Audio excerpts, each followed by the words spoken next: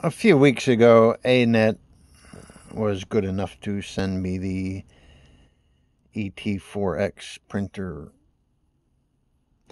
Originally, many years ago, I was thinking when I first was going to buy a printer of getting the Anet A8,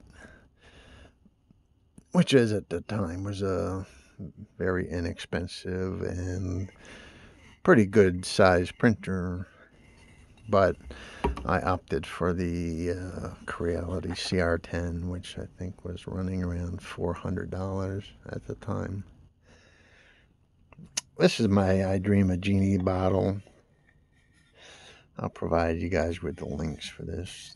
This was scaled down to fit on this printer size, a 220 by 220 by 250. There's a typical Bowden tube setup here in a very standardized hot end setup. The duct nozzle is actually doing very well. This model, people would think, you look at the overhangs here, it comes out great, but I don't print normally. This model was actually printed upside down, so the chin, the lips, the nose, the heavy eyebrows, there was no supports needed for that. There was a few on here and the shoulders, which everything came out fine. So the duct nozzle cooling works very well. I picked this model because it's not easy. You look at all the hair details here. This would scare most people off. And that's why I do them. This model's by Sid. I forget his last name. Nate. So, I mean, we have a basic, very standardized printer, and we're getting to a point in the printers these days where all the machines are kind of capable of doing the same thing. I know you guys seen a video a few months back where I had a printer sitting outside in the rain for a while. That printer didn't do what it was supposed to out of the box. So it stayed outside. But I'm very happy with these results.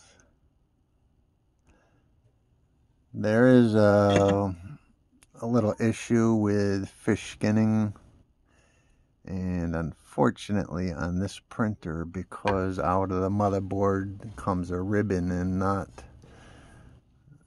standard connectors for the TL smoothers, I wasn't able to put those on, so you might get a little fish skinning on your flat surfaces. But besides from that, I'm quite impressed with this machine, actually. It's a lot better than I thought it would be.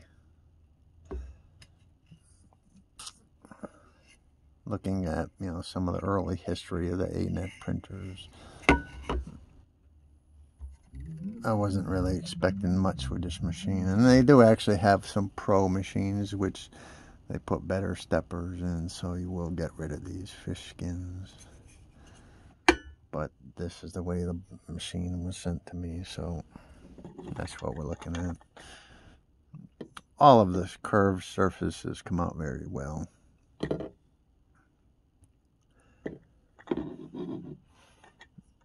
There's a color touch screen on this machine, which, although it's not big, it's adequate. Let's see if we can get you to the display here. These are all my files. That's the woman model. I don't know how to pronounce that name. The Genie bottle files. The metal base has the stepper motor for this axis, and there's a single Z drive motor on this printer, which, as you can see, is adequate. I mean, there's no problem with the quality of these prints. Hot end, very standardized. I don't know. Very happy with this printer.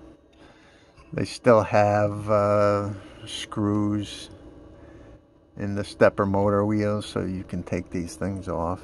I know some companies are now pressing these on, which is giving people some difficulties.